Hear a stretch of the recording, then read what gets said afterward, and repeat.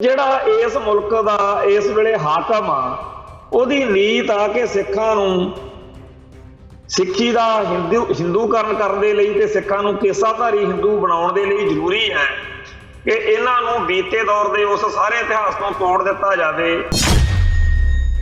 ਜਿਸ ਤਰੀਕੇ ਨਾਲ ਸਾਹਿਬ ਸ੍ਰੀ ਗੁਰੂ ਗ੍ਰੰਥ ਸਾਹਿਬ ਜੀ ਦੇ ਪਾਵਨ ਸਰੂਪਾਂ ਦੀ ਬੇਹੁਰਮਤੀ ਕੀਤੀ, ਜਿਸ ਤਰੀਕੇ ਨਾਲ ਸਾਰੇ ਸਿੱਖਾਂ ਦੇ ਉੱਤੇ ਜ਼ੁਲਮ ਕੀਤੇ, ਉਹੋ ਜਿਹੇ ਜ਼ੁਲਮ ਕਿਸੇ ਹੋਰ ਸ਼ਾਇਦ ਮੁਗਲ ਜਾਂ ਮੁਸਲਮਾਨ ਸ਼ਾਸਕ ਨੇ ਵੀ ਨਹੀਂ ਕੀਤੇ। ਲਖਪਤ ਰਾਏ, ਚੰਦੂ, ਗੰਗੂ, ਇਹ ਸਾਰੇ ਜਿਹੜੇ ਇਤਿਹਾਸ ਦੇ ਵਿੱਚ ਪਾਤਰ ਆਉਂਦੇ ਆ, ਇਹਨਾਂ ਨੂੰ ਭੁਲਾਉਣ ਦੇ ਲਈ ਸਾਡਾ ਸਾਰਾ ਇਤਿਹਾਸ ਹੀ ਅਗਲੇ ਬਦਲਾ ਰਹੇ ਨੇ। ਸੁਸ਼ਮਾ ਸਵਰਾਜ ਜਿਹੜੀ ਹੁਣ ਤਾਂ ਚੜ੍ਹਾਈ ਕਰ ਗਈ ਹੈ, ਉਹ ਆਈ ਤੇ ਤਰਨ ਖੜ ਕੇ ਇੱਥੇ ਕਹੇਗੀ ਵੀ ਚੰਦੂ ਵਾਲਾ ਇਤਿਹਾਸ ਜਿਹੜਾ ਹੈਗਾ ਉਹ ਗਲਤ ਆ।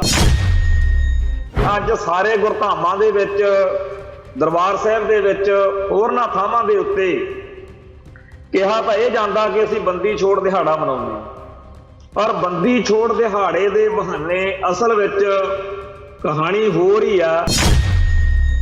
ਸਾਡੀ ਚੰਗੀ ਮਾੜੀ ਹਰ ਗੱਲ ਨੂੰ ਨਿੰਦਣ ਭੰਡਣ ਵਾਲਾ ਜਿਹੜਾ ਇਹ ਵਰਤਾਰਾ, ਉਹਦਾ ਨਿਸ਼ਾਨਾ ਇਹੀ ਆ ਕਿ ਸਾਡੀ ਕੌਮ ਦੇ ਬਾਰੇ, ਸਾਡੇ ਲੋਕਾਂ ਦੇ ਮਨਾਂ ਦੇ ਵਿੱਚ ਇਹ ਗੱਲ ਭਰ ਦਿੱਤੀ ਜਾਵੇ, ਬੱਚਿਆਂ ਦੇ ਮਨਾਂ 'ਚ, ਕਿ ਤੁਹਾਡਾ ਧਰਮ ਮਾੜਾ, ਤੁਹਾਡੀ ਬੋਲੀ ਮਾੜੀ, ਤੁਹਾਡਾ ਇਤਿਹਾਸ ਕੋਈ ਨਹੀਂ, ਤੁਹਾਡਾ ਲੀਡਰ ਗਲਤ ਨੇ, ਤੁਹਾਡੇ ਆਹ ਗਲਤ, ਤੁਹਾਡਾ ਉਹ ਗਲਤ। ਸਿੱਖਾਂ ਨੂੰ ਨੀਵਾਂ ਦਿਖਾਉਣ ਵਾਲੇ ਇਸ ਵੇਲੇ ਆਪਦੇ ਆਪ ਨੂੰ ਬੜੇ ਵਿਦਵਾਨ ਤੇ ਸਿਆਣੇ ਸਮਝਦੇ ਆ। ਅੱਜ ਕੱਲ੍ਹ ਉਹਨਾਂ ਨੂੰ ਬੜਾ ਭਾਰੀ ਤਕਲੀਫ ਆ ਕਿ ਪੰਜਾਬ ਦੇ ਵਿੱਚ ਸਿੱਖ ਨੌਜਵਾਨ ਜਿਹੜੇ ਆ ਉਹ ਦੁਬਾਰਾ ਬਾਣੀ ਤੇ ਬਾਣੇ ਵਾਲੇ ਪਾਸੇ ਨੂੰ ਕਿਉਂ ਤੁਰ ਪਏ ਨੇ। ਠੀਕ ਆ ਕਿ ਪੰਜਾਬ ਦੇ ਵਿੱਚ ਸਿੱਖ ਨੌਜਵਾਨਾਂ ਦੇ ਅੰਦਰ ਜਾਗਰਤੀ ਆਈ ਆ, ਅਵੇਅਰਨੈਸ ਆ ਰਹੀ ਆ, ਪਰ ਇਹੋ ਜਿਹੀ ਗੱਲ ਕੋਈ ਨਹੀਂ ਕਿ ਹੱਥਾਂ 'ਚ ਡਾਂਗਾ, ਗੰਡਾਸੇ, ਤੋਪਾਂ, ਗੋਲੇ, AK-47 ਚੱਕ ਕੇ ਕੋਈ ਵੱਢ ਵਢਾਂਗਾ ਹੋਣ ਲੱਗਿਆ। ਉਲਟਾ ਇਹ ਗੱਲ ਜ਼ਰੂਰ ਆ ਕਿ ਪੰਜਾਬ ਦੇ ਵਿੱਚ ਗੁੰਡਾ ਕਲਚਰ, ਗੈਂਗਸਟਰਵਾਦ, ਨਸ਼ਿਆਂ ਦਾ ਜਾਂ ਹੋਰ ਚੀਜ਼ਾਂ ਦਾ ਜਿਹੜਾ ਗਲਤ ਵਰਤਾਰਾ, ਉਹਨੂੰ ਰੋਕ ਲੱਗ ਰਹੀ ਆ। ਉਹ ਸਿੱਖ ਨੌਜਵਾਨੀ ਜਿਹੜੀ ਨਸ਼ਿਆਂ ਦੇ ਵਹਿਣ 'ਚ ਬਹਿ ਕੇ ਮਰਨ ਵਾਲੇ ਪਾਸੇ ਜਾ ਰਹੀ ਸੀ, ਉਹਨੂੰ ਇੱਕ ਰਾਹ ਮਿਲ ਰਿਹਾ, ਉਹਨੂੰ ਇੱਕ ਪਲੇਟਫਾਰਮ ਮਿਲ ਰਿਹਾ। TV 84 ਉੱਤੇ ਪ੍ਰੋਗਰਾਮ ਖਬਰ ਦੀ ਖਬਰ ਦੇਖ ਰਹੇ ਸਾਰੇ ਦਰਸ਼ਕਾਂ ਨੂੰ ਮੈਂ ਸਰਬਜੀਤ ਸਿੰਘ ਘੁਮਾਣ ਫਤਿਹ ਅਰਜ ਕਰਦਾ ਜੀ। ਵਾਹਿਗੁਰੂ ਜੀ ਕਾ ਖਾਲਸਾ, ਵਾਹਿਗੁਰੂ ਜੀ ਕੀ ਫਤਿਹ। ਅੱਜ ਹਿੰਦੂ ਭਾਈਚਾਰਾ ਦੀਵਾਲੀ ਤੇ ਸਿੱਖ ਭਾਈਚਾਰਾ ਬੰਦੀ ਛੋੜ ਦਿਹਾੜਾ ਮਨਾ ਰਿਹਾ। ਬੇਸ਼ੱਕ ਇਸ ਬਾਰੇ ਸਿੱਖ ਕੌਮ ਦੇ ਵਿੱਚ ਚਰਚਾ ਚੱਲਦੀ ਆ ਰਹੀ ਆ ਕਿ ਬੰਦੀ ਛੋੜ ਦਿਹਾੜਾ ਇਹੀ ਬਣਦਾ ਕਿ ਅੱਗੇ ਪਿੱਛੇ ਆ, ਕਿਉਂਕਿ ਪਿਛਲੇ ਕੁਝ ਸਮਿਆਂ ਤੋਂ ਜਿਸ ਤਰੀਕੇ ਨਾਲ ਸਿੱਖਾਂ ਦੇ ਵਿੱਚ ਬਹੁਤ ਸਾਰੇ ਮਸਲਿਆਂ ਦੇ ਉੱਤੇ, ਬਹੁਤ ਸਾਰੇ ਵਿਸ਼ਿਆਂ ਦੇ ਉੱਤੇ ਅਲੱਗ-ਅਲੱਗ ਤਰੀਕੇ ਨਾਲ ਚਰਚਾ ਚੱਲੀ ਆ, ਉਹਦੇ 'ਚ ਇਹ ਵੀ ਮਸਲਾ ਮਗਿਆ ਰਹਿੰਦਾ ਕਿ ਜਿਸ ਦਿਨ ਦੀਵਾਲੀ ਮਨਾਈ ਜਾਂਦੀ ਆ, ਉਸ ਦਿਨ ਜਿਹੜਾ ਆਪਾਂ ਬੰਦੀ ਛੋੜ ਦਿਹਾੜਾ ਮਨਾਉਂਦੇ ਆ, ਬਈ ਇਹ ਗੱਲ ਠੀਕ ਨਹੀਂ ਹੈ, ਕਿਉਂਕਿ 6ਵੇਂ ਪਾਤਸ਼ਾਹ ਦੇ ਅੰਮ੍ਰਿਤਸਰ ਸਾਹਿਬ ਆਉਣ ਨਾਲ ਇਸ ਦਿਨ ਦਾ ਕੋਈ ਬਹੁਤਾ ਤਾਲਮੇਲ ਨਹੀਂ ਹੈਗਾ, ਤੇ ਨਾ ਹੀ ਮਤਲਬ ਇਸ ਦਿਨ ਗੁਰੂ ਸਾਹਿਬ ਗਵਾਲੀਅਰ ਦੇ ਕਿਲੇ 'ਚੋਂ ਰਿਹਾ ਹੋਏ ਸੀ। ਪਰ ਫਿਰ ਵੀ ਇੱਕ ਲੰਮੇ ਅਰਸੇ ਤੋਂ ਅਸੀਂ ਦੇਖ ਰਹੇ ਹਾਂ ਕਿ ਇਹ ਦਿਨ ਦੋਨੇ ਇੱਕੋ ਦਿਨ ਮਨਾਏ ਜਾਂਦੇ ਨੇ। ਬੇਸ਼ੱਕ ਨਾਨਕਸ਼ਾਹੀ ਕੈਲੰਡਰ ਦੇ ਮਸਲੇ ਵਿੱਚ ਵੀ ਇਹ ਗੱਲ ਕਾਫੀ ਚਰਚਾ 'ਚ ਰਹੀ ਸੀ ਉਦੋਂ, ਪਰ ਹੁਣ ਜਦੋਂ ਕਿ ਅਜੇ ਇਸ ਗੱਲ ਦਾ ਕੋਈ ਨਿਤਾਰਾ ਨਹੀਂ ਹੋਇਆ ਸਮੁੱਚੇ ਭਾਈਚਾਰੇ ਦਾ, ਜਦੋਂ ਇਸ ਮਸਲੇ ਤੇ ਹਜੇ ਇਹੀ ਹੈ ਕਿ ਅਸੀਂ ਇੱਕੋ ਦਿਨ ਮਨਾਉਂਦੇ ਹਾਂ ਦੀਵਾਲੀ ਤੇ ਬੰਦੀ ਛੋੜ ਦਿਹਾੜਾ, ਫਿਰ ਅਸੀਂ ਵੀ ਇਸ ਦਿਨ ਨੂੰ ਬੰਦੀ ਛੋੜ ਦਿਹਾੜੇ ਦੇ ਰੂਪ ਦੇ ਵਿੱਚ ਚੇਤੇ ਕਰ ਰਹੇ ਹਾਂ। ਪਰ ਮੁੱਖ ਗੱਲ ਇਹ ਨਹੀਂ ਹੁੰਦੀ ਕਿ ਬੰਦੀ ਛੋੜ ਦਿਹਾੜਾ ਉਸੇ ਦਿਨ ਸੀ ਜਾਂ ਨਹੀਂ, ਗੱਲ ਘਟਨਾਕ੍ਰਮ ਨੂੰ ਚੇਤੇ ਕਰਨ ਦੀ ਹੈ। ਜਦੋਂ ਬੰਦੀ ਛੋੜ ਦਿਹਾੜਾ ਜਾਂ ਬੰਦੀ ਛੋੜ ਅੱਖਰ ਸਾਹਮਣੇ ਆਉਂਦਾ ਤਾਂ ਇੱਕਦਮ ਜਿਹੜੀ ਸਾਡੇ ਮਨ ਦੇ ਵਿੱਚ ਗੱਲ ਆਉਂਦੀ ਆ, ਉਹ ਆਉਂਦੀ ਆ ਕਿ ਜਦੋਂ ਗਵਾਲੀਅਰ ਦੇ ਕਿਲੇ ਦੇ ਵਿੱਚ 6ਵੇਂ ਸਤਿਗੁਰੂ ਜਿਹੜੇ ਆ, ਉਹਨਾਂ ਦੀ ਰਿਹਾਈ ਦਾ ਵਕਤ ਆਉਂਦਾ ਤਾਂ ਜਹਾਂਗੀਰ ਬਾਦਸ਼ਾਹ ਦੇ ਸਾਹਮਣੇ 6ਵੇਂ ਸਤਿਗੁਰੂ ਇਹ ਬਚਨ ਕਰਦੇ ਆ ਕਿ ਜਿਹੜੇ ਅੰਦਰ ਉੱਥੇ 52 ਹੋਰ ਭਾਰਤ ਦੇ ਅੱਡ ਅੱਡ ਹਿੰਦੂ ਰਾਜੇ ਬੰਦ ਕੀਤੇ ਹੋਏ ਆ, ਉਹਨਾਂ ਦੇ ਨਾਲ ਰਿਹਾਈ ਹੋਣੀ। ਸੋ ਜਦੋਂ ਦਰਬਾਰ ਦੇ ਵਿੱਚ ਜਹਾਂਗੀਰ ਬਾਦਸ਼ਾਹ ਇਹ ਗੱਲ ਕਹਿੰਦਾ ਕਿ ਤੁਹਾਡੇ ਜਿਹੜਾ ਚੋਲਾ ਪਾਇਆ ਹੋਊਗਾ ਉਹਨੂੰ ਜਿੰਨੇ ਰਾਜੇ ਫੜ ਕੇ ਆ ਜਾਣਗੇ ਉਹਦੀਆਂ ਤਣੀਆਂ, ਓਨਿਆਂ ਨੂੰ ਅਸੀਂ ਰਿਹਾ ਕਰ ਦਾਂਗੇ। ਤਾਂ ਸਤਿਗੁਰੂ ਸਾਰਿਆਂ ਦੇ ਰਿਹਾਈ ਦੇ ਹਿਸਾਬ ਨਾਲ 52 ਕਲੀਆਂ ਵਾਲਾ ਜਿਹੜਾ ਚੋਲਾ, ਉਹਨੂੰ ਚੋਗਾ ਅੱਖਰ ਵਰਤਿਆ ਜਾ ਰਿਹਾ, ਉਹ ਪਹਿਨ ਕੇ ਇੱਥੇ ਬਾਹਰ ਆਉਂਦੇ ਆ ਤੇ ਸਾਰੇ ਰਾਜਿਆਂ ਨੂੰ ਛੁਡਵਾ ਲੈਂਦੇ ਆ। ਇਸ ਤਰੀਕੇ ਨਾਲ ਬੰਦੀ ਛੋੜ ਸ਼ਬਦ ਆ ਜਿਹੜਾ ਉਹ ਸਤਿਗੁਰਾਂ ਨਾਲ 6ਵੇਂ ਪਾਤਸ਼ਾਹ ਨਾਲ ਜੁੜ ਜਾਂਦਾ। ਗਵਾਲੀਅਰ ਦੇ ਕਿਲੇ ਦੇ ਵਿੱਚ ਜਦੋਂ ਪਾਤਸ਼ਾਹ ਕੈਦ ਨੇ, ਉਹ ਸਾਰਾ ਇਤਿਹਾਸ ਸਾਨੂੰ ਚੇਤੇ ਰੱਖਣਾ ਚਾਹੀਦਾ ਕਿ ਕਿਵੇਂ ਚੰਦੂ ਨੇ ਮੁਗਲ ਬਾਦਸ਼ਾਹ ਨੂੰ, ਮੁਗਲ ਦਰਬਾਰ ਨੂੰ ਚੜਾਇਆ। ਹਾਲਾਂਕਿ ਖੁੰਦਕ ਤਾਂ ਉਹਦੀ ਨਿੱਜੀ ਸੀਗੀ, ਪਰ ਚੰਦੂ ਨੇ ਜਿੱਥੇ 5ਵੇਂ ਪਾਤਸ਼ਾਹ ਦੀ ਸ਼ਹਾਦਤ ਦਾ ਤੇ 6ਵੇਂ ਪਾਤਸ਼ਾਹ ਦੀ ਇਸ ਜੇਲ੍ਹ ਯਾਤਰਾ ਦਾ ਸਾਰਾ ਇਹ ਪ੍ਰਪੰਚ, ਇਹ ਸਾਜ਼ਿਸ਼, ਇਹ ਵਿਉਂਤ ਰਚੀ ਹੈ। ਉੱਥੇ ਆਪਾਂ ਨੂੰ ਇਹ ਵੀ ਚੇਤੇ ਰੱਖਣ ਦੀ ਲੋੜ ਆ ਕਿ ਜਦੋਂ ਜਹਾਂਗੀਰ ਬਾਦਸ਼ਾਹ ਨੂੰ ਇਹ ਸਾਰੀ ਗੱਲ ਦੀ ਸਮਝ ਲੱਗ ਜਾਂਦੀ ਹੈ, ਉਦੋਂ ਫਿਰ ਉਹ ਆਪ ਉਸ ਚੰਦੂ ਪਾਪੀ ਨੂੰ ਗੁਰੂ ਪਾਤਸ਼ਾਹ ਦੇ ਹਵਾਲੇ ਕਰਦਾ ਹੈ ਤੇ ਗੁਰੂ ਪਾਤਸ਼ਾਹ ਆਪਦੇ ਕੀਤੇ ਹੋਏ ਵਚਨ ਜਿਹੜੇ ਸੀਗੇ ਉਹਨਾਂ ਤੇ ਪੂਰਾ ਉਤਰਦੇ ਆ ਤੇ ਚੰਦੂ ਨੂੰ ਜਿਹੜੀ ਆ ਦੁਸ਼ਟ ਨੂੰ ਸਜ਼ਾ ਮਿਲਦੀ ਹੈ। ਉਹ ਸਾਰਾ ਕੁਝ ਸਾਡੇ ਇਤਿਹਾਸ ਦਾ ਹਿੱਸਾ ਹੈ। ਸਾਨੂੰ ਸਾਰਿਆਂ ਨੂੰ ਅੱਜ ਦੇ ਦਿਨ ਇਹ ਗੱਲਾਂ ਉੱਤੇ ਚਰਚਾ ਕਰਨੀ ਬਣਦੀ ਆ ਕਿ ਅੱਜ ਦੇ ਦਿਨ ਦਾ ਸਾਡੇ ਨਾਲ ਕੀ ਸੰਬੰਧ ਹੈ। ਸਾਡਾ ਇਤਿਹਾਸ ਸਾਡੇ ਸਾਹਮਣੇ ਹੋਣਾ ਚਾਹੀਦਾ, ਪਰ ਸਾਡੇ ਬਹੁਤੇ ਲੋਕਾਂ ਨੂੰ ਇਸ ਗੱਲ ਦੇ ਹੋਰ ਹੀ ਅਰਥ ਬਣੇ ਹੋਏ ਨੇ ਵੀ ਪੜਾਕੇ ਚਲਾਓ, ਆਤਿਸ਼ਬਾਜ਼ੀਆਂ ਚਲਾ ਦਿਓ। ਮਤਲਬ ਹਿੰਦੂ ਦੀ ਦੀਵਾਲੀ ਭਾਰੀ ਹੋਈ ਆ ਤੇ ਸਾਡਾ ਜਿਹੜਾ ਇਸ ਦਿਨ ਨਾਲ ਸੰਬੰਧ ਵਾ ਉਹਦੀ ਬਹੁਤੀ ਚਰਚਾ ਮੈਂ ਤਾਂ ਕਦੇ ਸੁਣੀ ਨਹੀਂ। ਸਾਡੇ ਗੁਰਦੁਆਰਾ ਸਾਹਿਬਾਨ ਦੇ ਵਿੱਚ ਉਸ ਦਿਨ ਬਹੁਤ ਵਧੀਆ ਦੀਪਮਾਲਾ ਹੁੰਦੀ ਆ, ਬਹੁਤ ਚੰਗੇ ਤਰੀਕੇ ਨਾਲ ਸੈਲੀਬ੍ਰੇਟ ਵੀ ਕੀਤਾ ਜਾਂਦਾ, ਘਰਾਂ ਦੇ ਵਿੱਚ ਵੀ ਬੜੀਆਂ ਰੌਣਕਾਂ ਹੁੰਦੀਆਂ ਨੇ। ਪਰ ਅਸੀਂ ਆਪਦੇ ਨਿਆਣਿਆਂ ਨੂੰ ਆਪਦਾ ਇਤਿਹਾਸ ਨਹੀਂ ਦੱਸਦੇ। ਅਸੀਂ ਨਹੀਂ ਦੱਸਦੇ ਕਿ ਜਹਾਂਗੀਰ ਦਾ ਉਸ ਵੇਲੇ ਕੀ ਰੋਲ ਸੀ ਤੇ ਕਿਉਂ ਸੀ। ਨਾ ਅਸੀਂ ਇਹ ਦੱਸਦੇ ਹਾਂ ਵੀ ਚੰਦੂ ਦਾ ਕੀ ਰੋਲ ਸੀ ਤੇ ਕਿਉਂ ਸੀ। ਨਾ ਅਸੀਂ ਇਹ ਦੱਸਦੇ ਹਾਂ ਕਿ ਜਿਹੜੇ ਉਸ 52 ਰਾਜੇ ਜਿਹੜੇ ਛੜਾਏ ਸੀਗੇ ਉਹਨਾਂ ਨੇ ਬਾਅਦ ਚ ਕੀ ਚੰਦ ਚਾੜਿਆ ਜਾਂ ਉਹਨਾਂ ਦੀਆਂ ਪੁਸ਼ਤਾਂ ਨੇ ਗੁਰੂ ਘਰ ਨਾਲ ਕਿਵੇਂ ਨਿਭਾਈ। ਹੋਣਾ ਤਾਂ ਇਹ ਚਾਹੀਦਾ ਸੀ ਕਿ ਉਹ ਸਾਰੇ ਜਿਹੜੇ ਰਾਜੇ ਸੀ ਉਹ ਤੇ ਉਹਨਾਂ ਦਾ ਸਾਰਾ ਜਿਹੜਾ ਉੜਮਾ ਕੋੜਮਾ ਉਹ ਸਦਾ ਲਈ ਗੁਰੂ ਘਰ ਦਾ ਕਰਜਈ ਹੋ ਕੇ ਗੁਰੂ ਘਰ ਦੇ ਸਾਹਮਣੇ ਨਤਮਸਤਕ ਹੋਇਆ ਰਹਿੰਦਾ। ਪਰ ਹੋਇਆ ਬਿਲਕੁਲ ਉਲਟ ਵਾ ਕਿ ਉਹਨਾਂ ਰਾਜਿਆਂ ਨੇ ਜਾਂ ਉਹਨਾਂ ਹਿੰਦੂ ਰਾਜਿਆਂ ਨੇ ਜੋ ਕੁਝ ਕੀਤਾ ਉਹ ਇਤਿਹਾਸ ਦੇ ਵਿੱਚ ਉਹਨੂੰ ਅਕਿਰਤ ਘਣਤਾ ਹੀ ਕਿਹਾ ਜਾ ਸਕਦਾ। ਬੜੇ ਘੱਟ ਲੋਕ ਨੇ ਸਿੱਖਾਂ ਦੇ ਵਿੱਚ ਜਿਨ੍ਹਾਂ ਨੂੰ ਇਸ ਗੱਲ ਦਾ ਪਤਾ ਜਾਂ ਚੇਤਾ ਆ, ਤੇ ਜਿਨ੍ਹਾਂ ਨੂੰ ਹੁਣ ਵੀ ਪਤਾ ਲੱਗ ਜਾਵੇ ਉਹਨਾਂ ਨੂੰ ਵੀ ਇਸ ਗੱਲ ਦੇ ਉੱਤੇ ਇਹ ਨਹੀਂ ਹੈਗਾ ਵੀ ਗਾਹਾਂ ਗੱਲ ਨੂੰ ਅਸੀਂ ਫੈਲਾਈਏ, ਦੱਸੀਏ ਕਿ ਭਾਈ ਜਿਹੜੇ 52 ਰਾਜਿਆਂ ਨੂੰ 6ਵੇਂ ਸਤਿਗੁਰਾਂ ਨੇ ਛੁਡਵਾਇਆ ਸੀ, ਉਹਨਾਂ ਨੇ ਹੀ 6ਵੇਂ ਪਾਤਸ਼ਾਹ ਦੇ ਪਰਿਵਾਰ ਨਾਲ, 6ਵੇਂ ਪਾਤਸ਼ਾਹ ਦੇ ਧਰਮ ਨਾਲ, 6ਵੇਂ ਪਾਤਸ਼ਾਹ ਦੀ ਅਮੱਤ ਸਿੱਖ ਸੰਗਤ ਨਾਲ ਜੋ ਵੈਰ ਭਾਵ ਰੱਖਿਆ। ਜਦੋਂ ਪਹਾੜੀ ਰਾਜਿਆਂ ਦੀ ਗੱਲ ਆਉਂਦੀ ਹੈ ਨਾ, ਜਿਹੜਾ ਆਪਾਂ ਜ਼ਿਕਰ ਕਰਦੇ ਹਾਂ ਦਸ਼ਮੇਸ਼ ਪਾਤਸ਼ਾਹ ਦੇ ਇਤਿਹਾਸ ਵਿੱਚ, ਉਹ ਜਿਹੜਾ ਸਾਰਾ ਕੁਝ ਆ ਉਹ ਉਹੀ ਪਹਾੜੀ ਰਾਜੇ ਸੀ, ਉਹੀ ਹਿੰਦੂ ਭਾਰਤੀ ਰਾਜੇ ਸੀ ਜਿਨ੍ਹਾਂ ਨੂੰ ਗਵਾਲੀਅਰ ਦੇ ਕਿਲੇ ਚੋਂ ਛੁਡਾਇਆ ਸੀ, ਜਾਂ ਉਹਨਾਂ ਦੇ ਵਾਰਸ ਸੀ ਜਿਨ੍ਹਾਂ ਨੇ ਸੂਬਾ ਸਰਹੰਦ ਨਾਲ ਮਿਲ ਕੇ ਵਾਰ-ਵਾਰ ਗੁਰੂ ਘਰ ਦੇ ਉੱਤੇ ਚੜਾਈਆਂ ਕੀਤੀਆਂ। ਜਿਹੜੀਆਂ ਆਪਾਂ 14 ਜੰਗਾਂ ਦਾ ਜ਼ਿਕਰ ਕਰਦੇ ਹਾਂ ਉਹ ਸਾਰੀਆਂ ਜੰਗਾਂ ਜਿਹੜੀਆਂ ਨੇ ਉਹ ਇਹਨਾਂ ਹਿੰਦੂ ਪਹਾੜੀ ਰਾਜਿਆਂ ਨੇ ਲੜਨੀਆਂ ਪਈਆਂ ਗੁਰੂ ਪਾਤਸ਼ਾਹ ਨੂੰ। ਜਿਹੜੀ ਆਖਰੀ ਵੱਡੀ ਲੜਾਈ ਆ ਜਿਹਦੇ ਵਿੱਚ ਆਨੰਦਪੁਰ ਦਾ ਪਹਿਲੋਂ ਘੇਰਾ ਪੈਂਦਾ, ਪਰਿਵਾਰ ਵਿਛੋੜੇ ਵਾਲੀ ਲੜਾਈ, ਫਿਰ ਚਮਕੌਰ ਸਾਹਿਬ, ਫਿਰ ਅੱਗੇ ਖਦਰਾਣੇ ਦੀ ਢਾਬ ਤੱਕ ਚੱਲਦਾ ਸਾਰਾ ਚੱਕਰ, ਉਹ ਸਾਰੀ ਵਿੱਚ ਸੂਬਾ ਸਰਹੰਦ ਦਾ ਜ਼ਿਕਰ ਉੱਭਰ ਕੇ ਆਉਂਦਾ ਤੇ ਆਪਾਂ ਨੂੰ ਸੁਣਾਉਂਦੇ ਵੀ ਸਾਡੇ ਢਾਡੀ ਇਹੀ ਆ ਬਈ ਜੀ ਉਦੋਂ ਕਿਲੇ ਦੇ ਵਿੱਚੋਂ ਬਾਹਰ ਕੱਢਣ ਦੇ ਲਈ ਜੋ ਸਾਜ਼ਿਸ਼ ਰਚੀ ਸੀਗੀ ਉਹਦੇ ਵਿੱਚ ਇਹ ਸੀਗਾ ਕਿ ਲਓ ਜੀ ਅਸੀਂ ਕੁਰਾਨ ਦੀਆਂ ਕਸਮਾਂ ਖਾਂਦੇ। ਕੁਰਾਨ ਦੀ ਕਸਮ ਤਾਂ ਚੇਤੇ ਸਾਡੇ ਬੜੀ ਕਰਾਈ ਆ, ਪਰ ਸਾਨੂੰ ਇਹ ਨਹੀਂ ਦੱਸਿਆ ਵੀ ਗਊਆਂ ਦੀਆਂ ਕਸਮਾਂ ਵੀ ਕਿਸੇ ਨੇ ਖਾਧੀਆਂ ਸੀ। ਸੋ ਉਸ ਸਮੇਂ ਦਾ ਇਤਿਹਾਸ ਜਿਹੜਾ ਹੈ ਉਹ ਭੁਲਾਉਣ ਤੇ ਜਿਹੜੇ ਲੋਕ ਤੁਲੇ ਹੋਏ ਨੇ ਉਹਨਾਂ ਨੂੰ ਤਾਂ ਬੜਾ ਵਧੀਆ ਲੱਗਦਾ ਵੀ ਗੁਰੂ ਘਰਾਂ ਦੇ ਵਿੱਚ ਦੀਵਾਲੀ ਵਾਲੇ ਦਿਨ ਇਹ ਪਟਾਕੇ ਚਲਾਉਂਦੇ, ਇਹਨਾਂ ਨੂੰ ਬੰਦੀ ਛੋੜ ਦਿਹਾੜੇ ਦਾ ਚੇਤਾ ਹੀ ਨਹੀਂ ਆਉਂਦਾ।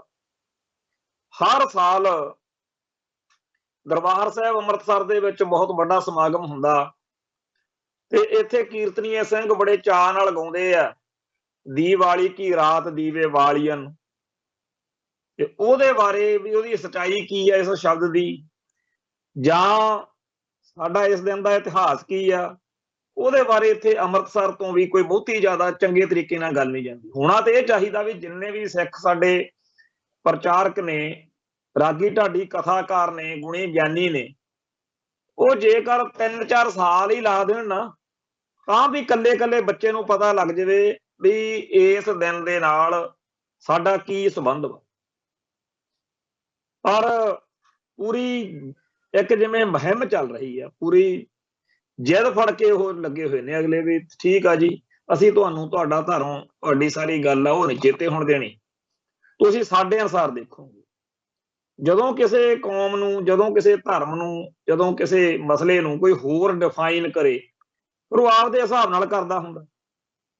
ਅੱਜ ਜੇ ਬਹੁਤੇ ਬੱਚਿਆਂ ਨੂੰ, ਸਾਡਿਆਂ ਨੂੰ ਨਹੀਂ ਪਤਾ ਕਿ ਭਾਈ ਮਨੀ ਸਿੰਘ ਦੀ ਸ਼ਹੀਦੀ ਦਾ ਅੱਜ ਦੇ ਦਿਨ ਨਾਲ ਕੀ ਸੰਬੰਧ ਵਾ, ਤਾਂ ਇਹਦੇ ਪਿੱਛੇ ਜੇ ਕਹੀਏ ਵੀ ਦੁਸ਼ਮਣ ਦੀ ਚਾਲ ਆ, ਦੁਸ਼ਮਣ ਤਾਂ ਫਿਰ ਬਾਤ ਅਣਹੋਣੀ ਕਰਦਾ ਹੁੰਦਾ, ਪਰ ਅਸੀਂ ਕਾਹਤੋਂ ਭੁੱਲੇ ਫਿਰਦੇ? ਕਿਉਂ ਨਹੀਂ ਅਸੀਂ ਆਪਦੇ ਬੱਚਿਆਂ ਨੂੰ ਦੱਸ ਰਹੇ ਕਿ 1733 ਦੇ ਵਿੱਚ ਹਿੰਦੂਆਂ ਦਾ ਤਿਉਹਾਰ ਸੀ ਦੀਵਾਲੀ, ਤੇ ਉਦੋਂ ਸਿੱਖ ਜਿਹੜੇ ਸੀ ਉਹ ਇਸ ਗੱਲ ਲਈ ਹੁੰਦੇ ਸੀ ਵੀ ਆਪਾਂ ਸਾਲ 'ਚ 2 ਵਾਰੀ ਜ਼ਰੂਰ ਇਕੱਠੇ ਹੋਣਾ। ਜਦੋਂ ਹਿੰਦੂ ਦੀਵਾਲੀ ਮਨਾਉਂਦੇ ਆ ਇੱਕ ਤਾਂ ਉਦੋਂ ਸਾਰੇ ਪਤਾ ਲੱਗ ਜਾਂਦਾ ਸੀ ਉੱਤਰੀ ਭਾਰਤ ਵਿੱਚ ਇਹ ਦਿਨ ਉਹ ਬੜੇ ਧੂਮ-ਧਾਮ ਨਾਲ ਮਨਾਉਂਦੇ ਆ। ਦੂਜਾ ਵਿਸਾਖੀ, ਵਿਸਾਖੀ ਮੌਕੇ ਸਿੱਖ ਜਿਹੜੇ ਆ ਉਹ ਸਾਰੇ ਇਕੱਠੇ ਹੁੰਦੇ ਸੀ ਦਮਦਮਾ ਸਾਹਿਬ, ਤਖ਼ਤ ਸ੍ਰੀ ਦਮਦਮਾ ਸਾਹਿਬ ਹੈ ਜਿੱਥੇ ਅੱਜ ਤਲਵੰਡੀ ਸਾਬੋ। ਤੇ ਆਮ ਤੌਰ ਤੇ ਦੀਵਾਲੀ ਵਾਲੇ ਦਿਨ ਅੰਮ੍ਰਿਤਸਰ ਇਕੱਠੇ ਹੋਇਆ ਕਰਦੇ ਸੀ। ਤੇ ਇਸ ਚੀਜ਼ ਦੇ ਵਿੱਚ ਜਦੋਂ 1733 ਦੇ ਵਿੱਚ ਭਾਈ ਮਨੀ ਸਿੰਘ ਨੇ ਉਸ ਵੇਲੇ ਦੇ ਜਿਹੜੇ ਇੰਤਜ਼ਾਮੀਆਂ ਸੀ, ਮੁਗਲ ਹਕੂਮਤ, ਜ਼ਕਰੀਆ ਖਾਨ, ਉਹਨਾਂ ਨਾਲ ਗੱਲਬਾਤ ਕੀਤੀ ਕਿ ਕਿਉਂਕਿ ਉਦੋਂ ਇੱਥੇ ਭਾਈ ਮਨੀ ਸਿੰਘ ਦਰਬਾਰ ਸਾਹਿਬ ਦੇ ਵਿੱਚ ਰਹਿ ਕੇ ਸਾਰਾ ਪ੍ਰਬੰਧ ਕਰਦੇ ਸੀ, ਉਹਨਾਂ ਨੇ ਇੱਥੇ ਸਰਬੱਤ ਖਾਲਸਾ ਬੁਲਾਉਣਾ ਚਾਹਿਆ ਕਿ ਅਸੀਂ ਇੱਥੇ ਇਸ ਮੌਕੇ ਇਕੱਠ ਕਰ ਲਈਏ। ਤੇ ਉਹਦੇ ਵਿੱਚ ਇਹਨਾਂ ਨੇ, ਮੁਗਲ ਦਰਬਾਰ ਨੇ ਕੁਛ ਸ਼ਰਤ ਲਾਤੀ ਵੀ ਇੰਨਾ ਤਵਾਨ ਜਾਂ ਟੈਕਸ ਲਾ ਲਓ ਅੱਜ ਦੇ ਹਿਸਾਬ ਨਾਲ, ਵੀ ਤੁਹਾਨੂੰ ਇੰਨਾ ਪੈਸਾ ਜਿਹੜਾ ਹੈਗਾ ਉਹ ਦੇਣਾ ਪਊਗਾ। ਭਾਈ ਮਨੀ ਸਿੰਘ ਜੀ ਨੇ ਇਸ ਗੱਲ ਤੇ ਵਿਚਾਰ ਕੀਤੀ ਕਿ ਸੰਗਤ ਆਊਗੀ, ਚੜਾਵਾ ਚੜੂਗਾ, ਉਹਦੇ ਚੋਂ ਦੇ ਦਿਆਂਗੇ, ਪਰ ਇਸ ਬਹਾਨੇ ਸਿੱਖ ਸੰਗਤਾਂ ਇਕੱਠੇ ਹੋ ਕੇ ਇੰਨੇ ਲੰਮੇ ਅਰਸੇ ਬਾਅਦ ਕੋਈ ਨਵੀਂ ਯੋਜਨਾਬੰਦੀ ਬਣਾ ਲੈਣਗੇ। ਪਰ ਇਹ ਗੱਲ ਹਕੂਮਤ ਦੀ ਚਾਲ ਸੀਗੀ। ਜਦੋਂ ਪਤਾ ਲੱਗਿਆ ਕਿ ਜ਼ਕਰੀਆ ਖਾਨ ਜਾਂ ਮੁਗਲ ਹਕੂਮਤ ਨੇ ਤਾਂ ਇਹ ਸੋਚਿਆ ਹੋਇਆ ਵੀ ਜਦੋਂ ਸਿੱਖ ਇੱਥੇ ਇਕੱਠੇ ਹੋਣਗੇ ਉਦੋਂ ਹਮਲਾ ਕਰਕੇ ਸਿੱਖਾਂ ਦਾ ਘਾਣ ਕਰਨਾ, ਤਾਂ ਭਾਈ ਮਨੀ ਸਿੰਘ ਜੀ ਨੇ ਸੁਨੇਹਾ ਲਾਤਾ, ਭਾਈ ਮੈਂ ਤੁਹਾਨੂੰ ਸੁਨੇਹਾ ਜ਼ਰੂਰ ਲਾਇਆ ਸੀ ਵੀ ਆਇਓ, ਪਰ ਆਇਓ ਨਾ, ਕਿਉਂਕਿ ਹਕੂਮਤ ਦਾ ਜਿਹੜਾ ਕੰਮ ਆ ਉਹ ਖਰਾਬ ਆ। ਜ਼ਕਰੀਆ ਖਾਨ, ਲਖਪਤ ਰਾਏ ਦੀ ਨੀਤ ਮਾੜੀ ਆ। ਤੋ ਇਸ ਕਰਕੇ ਜਦੋਂ ਲੋਕਾਂ ਨੂੰ ਸਮਝ ਲੱਗੀ, ਦੂਰ ਨੇੜੇ ਤੋਂ ਇਹ ਪਤਾ ਲੱਗਣ ਲੱਗ ਗਿਆ ਵੀ ਲਖਪਤ ਰਾਏ ਬੜੀ ਵੱਡੀ ਭਾਰੀ ਫੌਜ ਲੈ ਕੇ, ਜਿੱਥੇ ਅੱਜ ਕੱਲ ਰਾਮ ਤੀਰਥ ਵਾ ਅੰਮ੍ਰਿਤਸਰ ਦੇ ਬਾਹਰ 7-8 ਮੀਲ ਪਰਾਂ, ਵੀ ਉੱਥੇ ਉਹ ਫੌਜ ਲਈ ਬੈਠਾ। ਉਹ ਸਿੱਖ ਬੜੇ ਘੱਟ ਗਿਣਤੀ 'ਚ ਪਹੁੰਚੇ ਤੇ ਇਸ ਕਰਕੇ ਚੜਾਵਾ ਵੀ ਘੱਟ ਹੋਇਆ। ਹੁਣ ਭਾਈ ਮਨੀ ਸਿੰਘ ਤਾਂ ਇਸ ਗੱਲ ਤੇ ਆ ਗਏ ਕਿ ਜਦੋਂ ਤੁਸੀਂ ਆਪਦੇ ਕੀਤੇ ਵਚਨ ਤੇ ਹੀ ਨਹੀਂ ਖੜੇ ਤੇ ਮੈਨੂੰ ਭਾਈ ਫਿਰ ਇਕੱਠ ਜਿਹੜਾ ਸੀਗਾ ਰੋਕਣਾ ਪਿਆ, ਚੜਾਵਾ ਨਹੀਂ ਚੜਿਆ। ਇਸ ਕਰਕੇ ਜਦੋਂ ਤੁਸੀਂ ਆਪਦੇ ਵਚਨ ਤੇ ਨਹੀਂ ਰਹੇ ਤਾਂ ਮੈਂ ਚੜਾਵਾ ਨਹੀਂ ਹੋਇਆ, ਤਾਂ ਮੈਂ ਕਦੋਂ ਤੁਹਾਨੂੰ ਤਵਾਨ ਦੇਵਾਂ, ਟੈਕਸ ਦੇਵਾਂ। ਪਰ ਉਹਨਾਂ ਨੇ ਇਸ ਗੱਲ ਨੂੰ ਨਹੀਂ ਮੰਨਿਆ। ਤੋ ਉਸ ਗੱਲ ਦੇ ਵਿੱਚ ਭਾਈ ਮਨੀ ਸਿੰਘ ਜੀ ਨੂੰ ਬੇਦਰਦੀ ਨਾਲ ਤਸੀਹੇ ਦੇ ਕੇ ਸ਼ਹੀਦ ਕਰਨ ਦੀ ਨੀਤ ਨਾਲ ਕੈਦ ਕਰ ਲਿਆ ਗਿਆ, ਗ੍ਰਿਫਤਾਰ ਕਰ ਲਿਆ ਗਿਆ। ਤੇ ਮੁਗਲਾਂ ਦਾ ਜਿਹੜਾ ਵਜ਼ੀਰ ਸੀਗਾ ਲਖਪਤ ਰਾਏ, ਉਹ ਫੌਜ ਲੈ ਕੇ ਭਾਈ ਮਨੀ ਸਿੰਘ ਜੀ ਨੂੰ ਗ੍ਰਿਫਤਾਰ ਕਰਕੇ ਲੈ ਕੇ ਗਿਆ। ਨਾਲ ਹੀ ਉਹਨਾਂ ਦੇ ਭਰਾ ਭਾਈ ਜਗਤ ਸਿੰਘ ਜੀ, ਉਹਨਾਂ ਦੇ ਪੁੱਤਰ ਚਿੱਤਰ ਸਿੰਘ ਜੀ, ਗੁਰਬਖਸ਼ ਸਿੰਘ ਜੀ, ਉਹਨਾਂ ਦੀ ਸਿੰਘਣੀ ਬੀਬੀ ਬਸੰਤ ਕੌਰ, ਤੇ ਉਹਨਾਂ ਤੋਂ ਇਲਾਵਾ ਗੁਲਜ਼ਾਰ ਸਿੰਘ, ਰਣ ਸਿੰਘ, ਸੰਗਤ ਸਿੰਘ, ਭੂਪਤ ਸਿੰਘ ਤੇ ਹੋਰ ਜਿੰਨੇ ਵੀ ਉੱਥੇ ਸਿੱਖ ਸੀ ਉਹਨਾਂ ਨੂੰ ਗ੍ਰਿਫਤਾਰ ਕਰ ਲਿਆ ਗਿਆ ਤੇ ਬਾਅਦ ਵਿੱਚ ਇਹ ਫਤਵਾ ਲਾ ਦਿੱਤਾ ਗਿਆ ਕਿ ਜਾਂ ਤਾਂ ਇਸਲਾਮ ਕਬੂਲ ਕਰੋ ਤੇ ਨਹੀਂ ਤੁਹਾਨੂੰ ਜਿਹੜਾ ਹੈ ਬੰਦ ਕਰਕੇ ਸ਼ਹੀਦ ਕੀਤਾ ਜਾਊਗਾ। ਤਾਂ ਇਸਲਾਮ ਕਬੂਲਣ ਦੀ ਗੱਲ ਤਾਂ ਮੰਨੀ ਨਹੀਂ ਸੀ ਜਾ ਸਕਦੀ। ਸੋ ਇਸ ਕਰਕੇ ਭਾਈ ਮਨੀ ਸਿੰਘ ਜੀ ਨੇ ਆਪਣੇ ਆਪ ਨੂੰ ਧਰਮ ਤੋਂ ਦੀ ਕੁਰਬਾਨ ਕਰਨ ਦਾ ਤਹਈਆ ਕਰ ਲਿਆ। ਇਸਲਾਮ ਨਹੀਂ ਕਬੂਲਿਆ, ਟੈਕਸ ਦੀ ਅਦਾਇਗੀ ਨਹੀਂ ਕਰ ਸਕਦੇ ਸੀ, ਇਸ ਕਰਕੇ ਉਹਨਾਂ ਨੂੰ ਬੰਦ ਕੱਟ ਕੇ ਸ਼ਹੀਦ ਕੀਤਾ ਗਿਆ, ਜਿਨ੍ਹਾਂ ਬਾਰੇ ਇਸ ਪ੍ਰਸੰਗ ਬਾਰੇ ਸਾਡੇ ਭਾਈਚਾਰੇ ਨੂੰ ਅੱਜ ਦੇ ਦਿਨ ਬਹੁਤ ਜ਼ਿਆਦਾ ਚਿੰਤਾ ਕਰਨ ਦੀ ਲੋੜ ਆ, ਚਰਚਾ ਕਰਨ ਦੀ ਲੋੜ ਹੈ। ਚਿੰਤਾ ਇਸ ਕਰਕੇ ਕਰਨ ਦੀ ਲੋੜ ਆ ਕਿ ਸਾਨੂੰ ਇਹ ਇਤਿਹਾਸ ਭੁਲਾਇਆ ਕਾਹਤੋਂ ਜਾ ਰਿਹਾ ਕਿ ਅੱਜ ਦੇ ਦਿਨ ਨਾਲ ਇਹ ਗੱਲ ਜੁੜੀ ਹੋਈ ਹੈ। ਕਿਉਂਕਿ ਲਖਪਤ ਰਾਏ ਦਾ ਜ਼ਿਕਰ ਆਊਗਾ ਜਦੋਂ ਭਾਈ ਮਨੀ ਸਿੰਘ ਦੀ ਸ਼ਹੀਦੀ ਹੋਊਗੀ ਤੇ ਲਖਪਤ ਰਾਏ ਦੇ ਜਿਹੜੇ ਅਜੋਕੇ ਵਾਰਸ ਨੇ ਉਹਨਾਂ ਨੂੰ ਇਸ ਗੱਲ ਦੀ ਤਕਲੀਫ ਹੋਊਗੀ। ਇੱਕ ਪਾਸੇ ਜ਼ਕਰੀਆ ਖਾਨ ਆ, ਇੱਕ ਪਾਸੇ ਮੁਗਲ ਸਲਤਨਤ ਆ। ਅੱਜ ਭਾਰਤ ਦਾ ਹਿੰਦੂ ਸਾਮਰਾਜ ਤੇ ਉਹਦੇ ਨਾਲ ਰਲ ਕੇ ਚੱਲ ਰਹੇ ਸਿੱਖ ਪ੍ਰਚਾਰਕਾਂ ਨੂੰ ਲੱਗਦਾ ਹੈ ਕਿ ਮੁਸਲਮਾਨਾਂ ਦੇ ਖਿਲਾਫ ਤਾਂ ਸਿੱਖਾਂ ਦੇ ਮਨਾਂ 'ਚ ਨਫ਼ਰਤ ਭਰਨੀ ਚਾਹੀਦੀ ਆ, ਪਰ ਇਹ ਨਾ ਕਿਸੇ ਨੂੰ ਪਤਾ ਲੱਗੇ ਕਿ ਅੱਜ ਦੇ ਦਿਨ ਦਾ ਚੰਦੂ ਨਾਲ ਕੀ ਸੰਬੰਧ ਆ ਤੇ ਅੱਜ ਦੇ ਦਿਨ ਦਾ ਲਖਪਤ ਰਾਏ ਨਾਲ ਕੀ ਸੰਬੰਧ ਵਾ। ਜ਼ਕਰੀਆ ਖਾਨ ਦਾ ਪਤਾ ਹੋਵੇ ਤੇ ਜਹਾਂਗੀਰ ਦਾ ਪਤਾ ਹੋਵੇ, ਪਰ ਚੰਦੂ ਤੇ ਲਖਪਤ ਰਾਏ ਵਰਗਿਆਂ ਦਾ ਪਤਾ ਨਾ ਹੋਵੇ। ਲਖਪਤ ਰਾਏ ਨੇ ਜਿਹੜਾ ਛੋਟਾ ਘੱਲੂਘਾਰਾ ਵਪਰਾਇਆ, ਜਿਸ ਤਰੀਕੇ ਨਾਲ ਸਾਹਿਬ ਸ੍ਰੀ ਗੁਰੂ ਗ੍ਰੰਥ ਸਾਹਿਬ ਜੀ ਦੇ ਪਾਵਨ ਸਰੂਪਾਂ ਦੀ ਬੇਹੁਰਮਤੀ ਕੀਤੀ, ਜਿਸ ਤਰੀਕੇ ਨਾਲ ਸਾਰੇ ਸਿੱਖਾਂ ਦੇ ਉੱਤੇ ਜ਼ੁਲਮ ਕੀਤੇ, ਉਹੋ ਜਿਹੇ ਜ਼ੁਲਮ ਕਿਸੇ ਹੋਰ ਸ਼ਾਇਦ ਮੁਗਲ ਜਾਂ ਮੁਸਲਮਾਨ ਸ਼ਾਸਕ ਨੇ ਵੀ ਨਹੀਂ ਕੀਤੇ। ਤੋਂ ਲਖਪਤ ਰਾਏ, ਚੰਦੂ, ਗੰਗੂ, ਇਹ ਸਾਰੇ ਜਿਹੜੇ ਇਤਿਹਾਸ ਦੇ ਵਿੱਚ ਪਾਤਰ ਆਉਂਦੇ ਆ, ਇਹਨਾਂ ਨੂੰ ਭੁਲਾਉਣ ਦੇ ਲਈ ਸਾਡਾ ਸਾਰਾ ਇਤਿਹਾਸ ਹੀ ਅਗਲੇ ਬਦਲਾ ਰਹੇ ਨੇ। ਆ ਪਿੱਛੇ ਜੇ ਸੁਸ਼ਮਾ ਸਵਰਾਜ ਜਿਹੜੀ ਹੁਣ ਤਾਂ ਚੜ੍ਹਾਈ ਕਰ ਗਈ ਹੈ, ਉਹ ਆਈ ਤੇ ਤਰਨ ਖੜ ਕੇ ਇੱਥੇ ਕਹੇਗੀ ਵੀ ਚੰਦੂ ਵਾਲਾ ਇਤਿਹਾਸ ਜਿਹੜਾ ਹੈਗਾ ਉਹ ਗਲਤ ਆ। ਤੋ ਜਿਹੜਾ ਇਸ ਮੁਲਕ ਦਾ ਇਸ ਵੇਲੇ ਹਾਕਮ ਆ, ਉਹਦੀ ਨੀਤ ਆ ਕਿ ਸਿੱਖਾਂ ਨੂੰ ਸਿੱਖੀ ਦਾ ਹਿੰਦੂਕਰਨ ਕਰਨ ਦੇ ਲਈ ਤੇ ਸਿੱਖਾਂ ਨੂੰ ਕੇਸਾਧਾਰੀ ਹਿੰਦੂ ਬਣਾਉਣ ਦੇ ਲਈ ਜ਼ਰੂਰੀ ਹੈ ਕਿ ਇਹਨਾਂ ਨੂੰ ਬੀਤੇ ਦੌਰ ਦੇ ਉਸ ਸਾਰੇ ਇਤਿਹਾਸ ਤੋਂ ਤੋੜ ਦਿੱਤਾ ਜਾਵੇ ਜਿੱਥੇ ਜਿੱਥੇ ਵੀ ਹਿੰਦੂ ਹਾਕਮਾਂ ਨੇ ਜਾਂ ਹਿੰਦੂ ਰਾਜੇ ਮਹਾਰਾਜਿਆਂ ਨੇ ਅਕਿਰਤ ਘਣਤਾ ਦਿਖਾਈ ਆ, ਸਿੱਖੀ ਨਾਲ ਧਰੋਹ ਕਮਾਇਆ, ਜ਼ੁਲਮ ਕੀਤੇ ਆ, ਉਹ ਸਾਰਾ ਕੁਝ ਲਾਂਭੇ ਕਰ ਦਿੱਤਾ ਜਾਵੇ, ਉਹ ਕਿਸੇ ਦੇ ਚੇਤੇ ਆ। ਸੋ ਅੱਜ ਇਹ ਗੱਲ ਛੇੜਨ ਦਾ ਸਾਡਾ ਭਾਵ ਵੀ ਇਹੀ ਹੈ ਇਸ ਪ੍ਰੋਗਰਾਮ ਦੇ ਰਾਹੀਂ ਕਿ ਅੱਜ ਸਾਰੇ ਗੁਰਧਾਮਾਂ ਦੇ ਵਿੱਚ, ਦਰਬਾਰ ਸਾਹਿਬ ਦੇ ਵਿੱਚ, ਹੋਰਨਾਂ ਥਾਵਾਂ ਦੇ ਉੱਤੇ ਕਿਹਾ ਤਾਂ ਇਹ ਜਾਂਦਾ ਕਿ ਅਸੀਂ ਬੰਦੀ ਛੋੜ ਦਿਹਾੜਾ ਮਨਾਉਂਦੇ ਹਾਂ, ਪਰ ਬੰਦੀ ਛੋੜ ਦਿਹਾੜੇ ਦੇ ਬਹਾਨੇ ਅਸਲ ਵਿੱਚ ਕਹਾਣੀ ਹੋ ਰਹੀ ਆ। ਅਸਲ ਵਿੱਚ ਇਹ ਸਾਰਾ ਕੁਝ ਜਿਹੜਾ ਚੱਲ ਰਿਹਾ ਉਹ ਤਾਂ ਦੀਵਾਲੀ ਮਨਾਉਣ ਵਾਲਾ ਕੰਮ ਹੀ ਹੈ। ਹੁਣ ਇਹ ਇੱਕ ਸਾਡੇ ਅੱਜ ਦੇ ਸਮਿਆਂ ਦੇ ਵਿੱਚ ਬਹੁਤ ਭਾਰੀ ਜ਼ਿੰਮੇਵਾਰੀ ਵਾਲਾ ਕੰਮ ਖਾਲਸਾ ਪੰਥ ਦੇ ਸਿਰ ਤੇ ਆ ਗਿਆ ਤੇ ਜਦੋਂ ਵੀ ਕੋਈ ਇਸ ਤਰੀਕੇ ਦੀ ਸੋਚ ਤਹਿਤ ਸਰਗਰਮ ਹੁੰਦਾ ਉਹਦਾ ਫਿਰ ਵਿਰੋਧ ਬੜਾ ਕਰਦੇ ਆ। ਬੜਾ ਔਖਾ ਅੱਜ ਦੇ ਸਮੇਂ ਦੇ ਵਿੱਚ ਪੰਥ ਦੀ ਗੱਲ ਕਰਨਾ।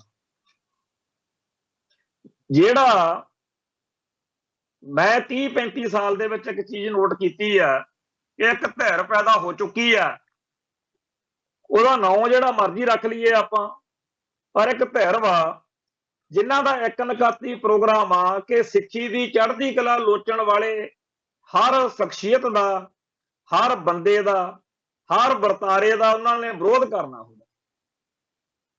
ਉਹ ਧਿਰ ਜਿਹੜੀ ਆ ਕਦੇ ਕਿਸੇ ਇਹੋ ਜਿਹੀ ਸ਼ਖਸੀਅਤ ਨੂੰ ਬਰਦਾਸ਼ਤ ਨਹੀਂ ਕਰਦੀ ਜਿਹੜੀ ਧਿਰ, ਜਿਹੜੀ ਸ਼ਖਸੀਅਤ, ਜਿਹੜਾ ਵੀ ਕੋਈ ਵਰਤਾਰਾ ਸਿੱਖੀ ਦੀ ਚੜ੍ਹਦੀ ਕਲਾ ਦੇ ਹੱਕ 'ਚ ਭੁਗਤਦਾ ਹੋਵੇ।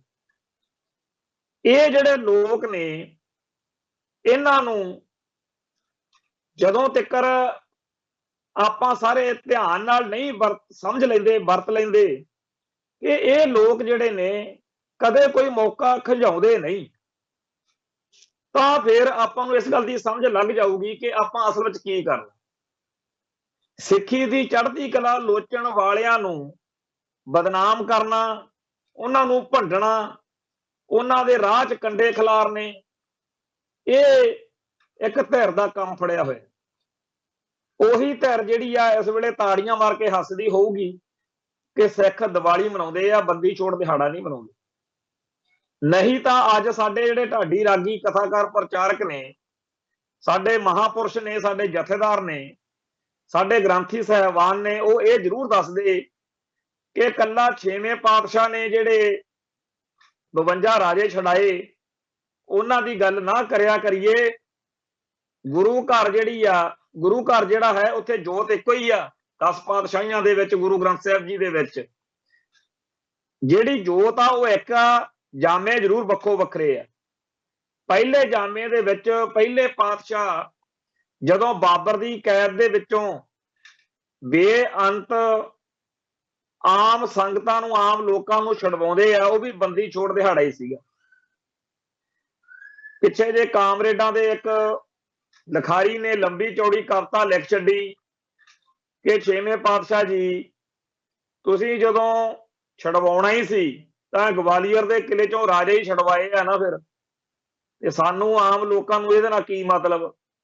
ਉਸ ਮੌਕੇ ਸਿੱਖ ਨੌਜਵਾਨੀ ਨੇ ਉਹਦਾ ਕਰਾਰਾ ਜਵਾਬ ਦਿੱਤਾ, ਉਸ ਲਿਖਾਰੀ ਨੂੰ ਸ਼ਰਮਸ਼ਾਰ ਕੀਤਾ ਕਿ ਭਾਈ ਪਹਿਲੇ ਪਾਤਸ਼ਾਹ ਦੇ ਵੇਲੇ ਬਾਬਰ ਨੇ ਜਦੋਂ ਹਮਲਾ ਕੀਤਾ ਤੇ ਉਦੋਂ ਜੋ ਜ਼ੁਲਮ ਹੋਇਆ ਉਹਦਾ ਵਿਰੋਧ ਕਰਨ ਵਾਲਾ ਵੀ ਇਹੀ ਗੁਰੂ ਘਰ ਸੀ। ਬਾਬਰ ਨੂੰ ਜਾਬਰ ਵੀ ਆਖਿਆ ਤੇ ਬਾਬਰ ਤੋਂ ਉਹ ਸਾਰੇ ਉਸ ਵੇਲੇ ਲੋਕ ਵੀ ਛੁਡਵਾਏ ਸੀ।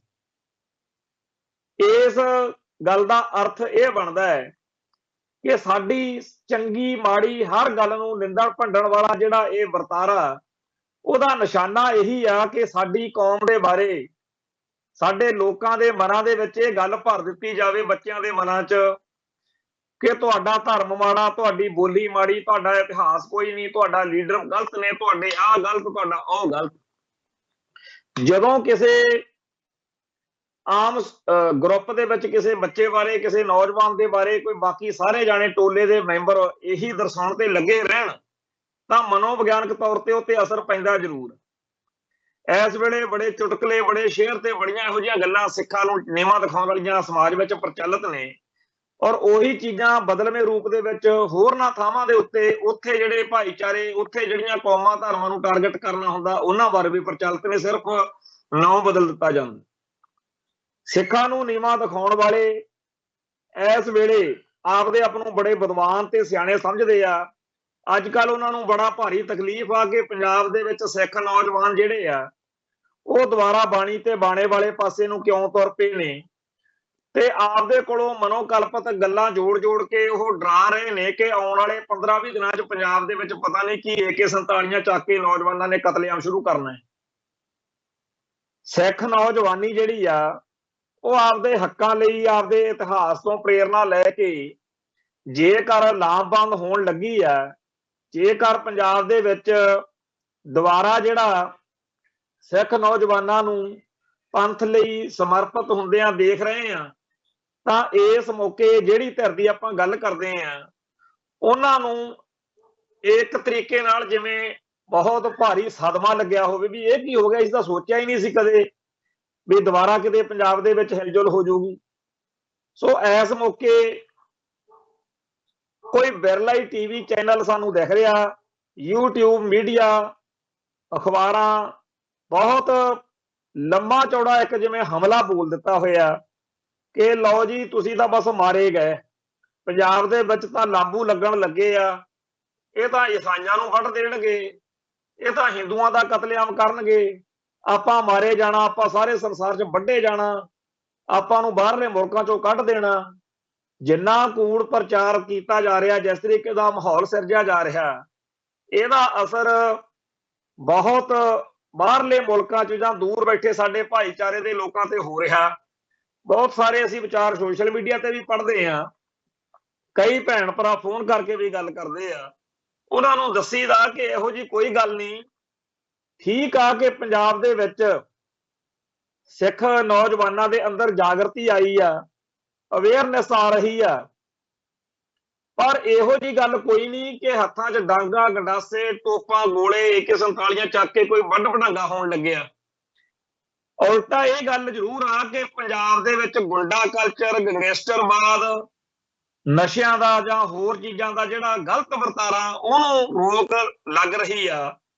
ਉਹ ਸਿੱਖ ਨੌਜਵਾਨੀ ਜਿਹੜੀ ਨਸ਼ਿਆਂ ਦੇ ਵਹਿਣ 'ਚ ਬਹਿ ਕੇ ਮਰਨ ਵਾਲੇ ਪਾਸੇ ਜਾ ਰਹੀ ਸੀ, ਉਹਨੂੰ ਇੱਕ ਰਾਹ ਮਿਲ ਰਿਹਾ, ਉਹਨੂੰ ਇੱਕ ਪਲੇਟਫਾਰਮ ਮਿਲ ਰਿਹਾ। ਇਸ ਮਾਹੌਲ ਦੇ ਵਿੱਚ ਜਿਸ ਮਰਜ਼ੀ ਪੰਜਾਬ ਦੇ ਵਿੱਚ ਫਿਰਦੇ ਬੰਦੇ ਨੂੰ ਅਨਪੜ੍ਹ ਤੋਂ ਅਨਪੜ੍ਹ ਤੇ ਪੜ੍ਹੇ ਲਿਖੇ ਨੂੰ ਜਿਹਨੂੰ ਮਰਜ਼ੀ ਪੁੱਛ ਲਈਏ, ਉਹ ਇਹੋ ਪਿੱਟਦਾ ਕਿ ਇੱਥੇ ਬਣੂਗਾ ਕੀ, ਇੱਥੇ ਆਹ ਨਹੀਂ ਉਹ ਨਹੀਂ। ਇੱਕ ਪਾਸੇ ਉਹ ਲੋਕ ਨੇ ਜਿਹੜੇ ਪੰਥ ਅਤੇ ਪੰਜਾਬ ਦੇ ਮਾੜੇ ਹਾਲਾਤਾਂ ਦੀ ਦਹਾਈ ਦੇ ਕੇ ਅੰਤ ਇੱਥੇ ਕਰਦੇ ਆ ਕਿ ਇਹਦਾ ਕੋਈ ਹੱਲ ਨਹੀਂ। ਦੂਜੇ ਪਾਸੇ ਸਿੱਖ ਨੌਜਵਾਨ ਆ ਜਿਨ੍ਹਾਂ ਨੇ ਇਹ ਮਿਥ ਲਿਆ ਕਿ ਬੇਸ਼ੱਕ ਹਾਲਾਤ ਬੜੇ ਮਾੜੇ ਆ, ਬੇਸ਼ੱਕ ਕੋਈ ਰਾਹ ਨਹੀਂ ਦਿਖਦਾ, ਪਰ ਬਾਣੀ ਤੇ ਬਾਣੇ ਨਾਲ ਤਾਂ ਜੁੜਿਆ ਜਾ ਹੀ ਸਕਦਾ, ਕੁਛ ਤਾਂ ਕੀਤਾ ਜਾ ਹੀ ਸਕਦਾ। ਸੋ ਜਿਹੜੇ ਗੁਰੂ ਪਾਤਸ਼ਾਹ ਦਾ ਓਟ ਆਸਰਾ ਲੈ ਕੇ ਸਿੱਖ ਨੌਜਵਾਨ ਮੈਦਾਨ ਵਿੱਚ ਸਰਗਰਮ ਹੋ ਰਹੇ ਨੇ, ਜਾਂ ਇਉਂ ਕਹੀਏ ਵੀ ਉਹਨਾਂ ਦੀ ਵਰਕਿੰਗ ਦੇ ਵਿੱਚ, ਉਹਨਾਂ ਦੇ ਅੰਦਾਜ਼ ਦੇ ਵਿੱਚ ਕੋਈ ਘਾਟ ਕਮਜ਼ੋਰੀ ਹੋ ਸਕਦੀ ਆ, ਕਿਉਂਕਿ ਪੂਰਾ ਤਾਂ ਇਕੱਲਾ ਗੁਰੂ ਦਾ ਨਾਮ ਹੈ। ਤੇ ਜੇਕਰ ਉਹਨਾਂ ਵਿੱਚ ਕੋਈ ਘਾਟ ਕਮਜ਼ੋਰੀ ਆ ਤਾਂ ਉਹਨਾਂ ਦੀ ਭਾਵਨਾ ਤਾਂ ਨਹੀਂ ਮਾੜੀ। ਜੇਕਰ ਪੰਜਾਬ ਦੇ ਵਿੱਚ ਜਿਹੜੇ ਸਿੱਖ ਨੌਜਵਾਨ ਇਸ ਵੇਲੇ ਸਰਗਰਮ ਹੋ ਰਹੇ ਨੇ, ਉਹਨਾਂ ਦੀ ਭਾਵਨਾ ਹੀ ਮਾੜੀ ਹੋਵੇ, ਜੇ ਉਹ ਪੰਜਾਬ ਦੀ ਨੌਜਵਾਨੀ ਨੂੰ ਨਸ਼ੇੜੀ, ਅਯਾਸ਼ ਅਤੇ ਬਦਮਾਸ਼ ਬਣਾਉਣਾ ਚਾਹੁੰਦੇ ਹੋਣ, ਫਿਰ ਤਾਂ ਸਾਨੂੰ ਤਕਲੀਫ ਹੋਵੇ। ਇਹਨਾਂ ਨੌਜਵਾਨਾਂ ਦੇ ਬੇਸ਼ੱਕ ਹਜ਼ਾਰਾਂ ਨੁਕਸ ਹੋਣਗੇ, ਪਰ ਇਹਨਾਂ ਦੀ ਭਾਵਨਾ ਇਹੀ ਆ ਕਿ ਪੰਥ ਅਤੇ ਪੰਜਾਬ ਦੀ ਚੜ੍ਹਦੀ ਕਲਾ ਕਰਨੀ। ਆ ਜਿਹੜੇ ਆਪਦੇ ਆਪ ਨੂੰ ਗੁਣੀ ਗਿਆਨੀ, ਵਿਦਵਾਨ ਤੇ ਬੜੇ ਆਪਦੇ ਆਪ ਨੂੰ ਘੈਂਟ ਦਰਸਾਉਂਦੇ ਆ, ਜਿਹੜੇ ਕਹਿੰਦੇ ਆ ਸਾਡੇ ਕੋਲੇ ਬੜੇ ਏਜੰਡੇ ਨੇ, ਸਾਡੇ ਕੋਲੇ ਬੜੇ ਸਾਡੀਆਂ ਸਲਾਹਾਂ ਲਓ, ਸਾਡੀਆਂ ਮੱਤਾਂ ਲਓ। ਭਾਈ ਜੇਕਰ ਤੁਹਾਡੀਆਂ ਸਲਾਹਾਂ, ਜੇਕਰ ਤੁਹਾਡੇ ਏਜੰਡੇ, ਜੇਕਰ ਤੁਹਾਡੀਆਂ ਮੱਤਾਂ ਇੰਨੀਆਂ ਹੀ ਖੂਬਸੂਰਤ ਨੇ, ਇੰਨੀਆਂ ਹੀ ਚੰਗੀਆਂ ਨੇ, ਤੇ ਫਿਰ ਭਾਈ ਤੁਸੀਂ ਸਰਗਰਮ ਹੋਵੋ। ਤੇ ਪੰਜਾਬ ਦੇ ਵਿੱਚ ਤਾਂ ਲੋਕ ਉਡੀਕ ਰਹੇ ਨੇ। ਕਈ ਕਹਿੰਦੇ ਆ ਜੀ ਮਾਹੌਲ ਖਰਾਬ ਹੋ ਜੂ, ਕਈ ਕਹਿੰਦੇ ਆ ਜੀ ਇਹ ਮਰਵਾਉਣਗੇ, ਜਦੋਂ ਕਿ ਪੰਜਾਬ ਦੀ ਸਿੱਖ ਨੌਜਵਾਨੀ ਦਾ ਬਹੁਤ ਵੱਡਾ ਹਿੱਸਾ ਤਾਂ ਇਸ ਗੱਲੋਂ ਦੁਖੀ ਹੋਇਆ ਪਿਆ ਵੀ ਜਿਸ ਤਰੀਕੇ ਦੀ ਮੌਤ ਸਾਨੂੰ ਪਹਿਲਾਂ ਮਿਲ ਰਹੀ ਹੈ, ਨਸ਼ਿਆਂ ਦੇ ਰਾਹ ਪੈ ਕੇ ਜਾਂ ਕਿਸੇ ਹੋਰ ਪੁੱਠੇ ਸਿੱਧੇ ਚੱਕਰ 'ਚ ਮਰਨ ਨਾਲੋਂ ਤਾਂ ਕੌਮ ਲਈ ਮਰਨਾ ਚੰਗਾ। ਹੁਣ ਜਿਹੜਾ ਇਸ ਮਾਹੌਲ ਦੇ ਵਿੱਚ ਜਿਉਂ ਰਿਹਾ ਬੰਦਾ, ਉਹਦੀ ਬਜਾਏ ਦੂਰ ਦਰਾਡੇ ਬੈਠੇ ਸਿੱਖਾਂ ਨੂੰ, ਦੁਨੀਆ ਭਰ ਦੇ ਲੋਕਾਂ ਨੂੰ ਗੁੰਮਰਾਹ ਕਰਨ ਤੇ ਜਿਨ੍ਹਾਂ ਨੇ ਲੱਕ ਬੰਨਿਆ ਹੋਇਆ ਚੈਨਲਾਂ ਦੇ ਰਾਹੀਂ, ਉਹਨਾਂ ਨੂੰ ਇੱਕ ਗੱਲ ਤੇ ਬੜੀ ਭਾਰੀ ਹੈਰਾਨੀ ਹੋ ਰਹੀ ਆ ਕਿ ਕੋਈ ਵੀ ਸਿੱਖ ਉਹਨਾਂ ਦੀ ਗੱਲ ਨਹੀਂ ਮੰਨਦਾ। ਚੀਕ ਚੰਗਿਆੜਾ ਪੂਰਾ ਪਾਇਆ ਹੋਇਆ, ਰੌਲਾ ਰੱਪਾ ਉਹਨਾਂ ਨੇ ਪੂਰਾ ਪਾਇਆ ਹੋਇਆ, ਪਰ ਪੰਜਾਬ ਦੀ ਸਿੱਖ ਨੌਜਵਾਨੀ ਦੀ ਹਮਾਇਤ ਵਿੱਚ ਤਾਂ ਹਰੇਕ ਆ ਰਿਹਾ। ਜਿਹੜਾ ਵੀ ਸੁਣਦਾ ਉਹ ਅੱਧਾ ਘੰਟਾ 20 ਮਿੰਟ ਭਗਾਈ ਉਹਨਾਂ ਦੀ ਸੁਣਨ ਤੋਂ ਬਾਅਦ ਇਹੀ ਗੱਲ ਕਹਿੰਦਾ ਵੀ ਸਿੱਖ ਨੌਜਵਾਨ ਬਿਲਕੁਲ ਸਹੀ ਚੱਲ ਰਹੇ। ਜਿਹਨੂੰ ਕੋਈ ਵਹਿਮ ਭਰਮ ਹੁੰਦਾ ਉਹਨੂੰ ਵੀ ਬੜੀ ਜਲਦੀ ਸਪਸ਼ਟ ਹੋ ਜਾਂਦਾ ਕਿ ਇਹ ਕੋਈ ਈਸਾਈਆਂ ਦੇ ਖਿਲਾਫ ਜਿਹਾਦ ਨਹੀਂ ਛੇੜ ਦਿੱਤਾ, ਇਹ ਤਾਂ ਈਸਾਈ ਮਤ ਦੇ ਜਿਹੜੇ ਪਖੰਡੀ ਲੋਕ ਸੀ ਉਹਨਾਂ ਦੇ ਬਾਰੇ ਕੁਝ ਗੱਲ ਹੋਈ ਸੀ, ਜਾਂ ਇਹ ਕੋਈ ਇਹੋ ਨਹੀਂ ਹੈਗਾ ਕਿ ਇੱਥੇ ਪੰਜਾਬ ਦੇ ਵਿੱਚ ਹਿੰਦੂਆਂ ਨੂੰ ਵੱਢਣਾ ਸ਼ੁਰੂ ਕਰਤਾ। ਇਹ ਤਾਂ ਪੰਥ ਲਈ, ਧਰਮ ਲਈ, ਕੌਮ ਲਈ ਇੱਕ ਨਵੇਂ ਸਿਰੇ ਦੀ ਲਾਮਬੰਦੀ ਹੋ ਰਹੀ ਆ। ਇਹਦੇ ਵਿੱਚ ਸ਼ੁਰੂਆਤੀ ਦੌਰ ਦੇ ਵਿੱਚ ਕਿਸੇ ਨੁਕਤੇ ਉੱਤੇ ਡਿਸਐਗਰੀ ਵੀ ਹੋ ਸਕਦੇ ਆ, ਅਸਹਿਮਤ ਵੀ ਹੋ ਸਕਦੇ ਆ, ਪਰ ਅਸੀਂ ਇਹ ਗੱਲ ਬਿਲਕੁਲ ਨਾ ਭੁੱਲੀਏ ਕਿ ਸਾਡੇ ਸਾਹਮਣੇ ਬੀਤੇ ਸਮੇਂ ਦੇ ਵਿੱਚ ਬੜੇ ਫਨੋਮਨੇ ਉੱਠੇ ਜਿਨ੍ਹਾਂ ਨੇ ਸਾਨੂੰ ਅੰਤ ਉੱਤੇ ਖੱਜਲ ਹੀ ਕੀਤਾ, ਖੁਆਰ ਹੀ ਕੀਤਾ। ਖਾੜਕੂ ਲਹਿਰ ਤੋਂ ਬਾਅਦ ਇੱਕਦਮ ਸਾਧ ਬਾਬੇ ਉੱਠੇ, ਉਹਨਾਂ ਨੇ ਸਾਨੂੰ ਜੋ ਕੁਝ ਦਿੱਤਾ ਸੰਤ ਸਮਾਜ ਨੇ ਉਹ ਸਾਰਿਆਂ ਦੇ ਸਾਹਮਣੇ ਆ। ਫਿਰ ਉਸ ਤੋਂ ਬਾਅਦ ਚ ਇੱਕਦਮ ਉਹਦੇ ਉਲਟ ਮਿਸ਼ਨਰੀ ਪ੍ਰਭਾਵ ਵਾਲੇ ਲੋਕ ਸਾਹਮਣੇ ਆ ਗਏ।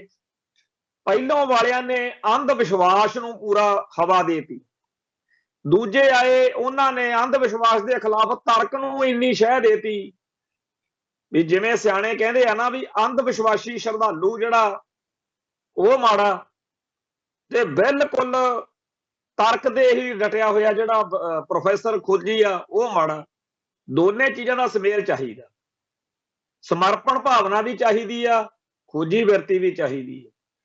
ਪਰ ਇਹ ਨਹੀਂ ਹੋਣਾ ਚਾਹੀਦਾ ਵੀ ਇੱਕ ਬੰਦਾ ਇੰਨਾ ਜ਼ਿਆਦਾ ਅੰਧ ਭਗਤ ਬਣ ਜਾਵੇ ਜਾਂ ਇੱਕ ਬੰਦਾ ਇੰਨਾ ਜ਼ਿਆਦਾ ਤਰਕ ਤੇ ਆ ਜਾਵੇ ਵੀ ਉਹਦੇ ਕੋਲੇ ਸ਼ਰਧਾ ਹੀ ਨਾ ਹੋਵੇ। ਸ਼ਰਧਾਹੀਣ ਵਿਦਵਾਨ ਵੀ ਮਾੜਾ ਤੇ ਅੰਧ ਵਿਸ਼ਵਾਸੀ ਸ਼ਰਧਾਲੂ ਵੀ ਮਾੜਾ। ਸਾਨੂੰ ਇਸ ਚੱਕਰ ਦੇ ਵਿੱਚ ਫਸਾਇਆ ਗਿਆ।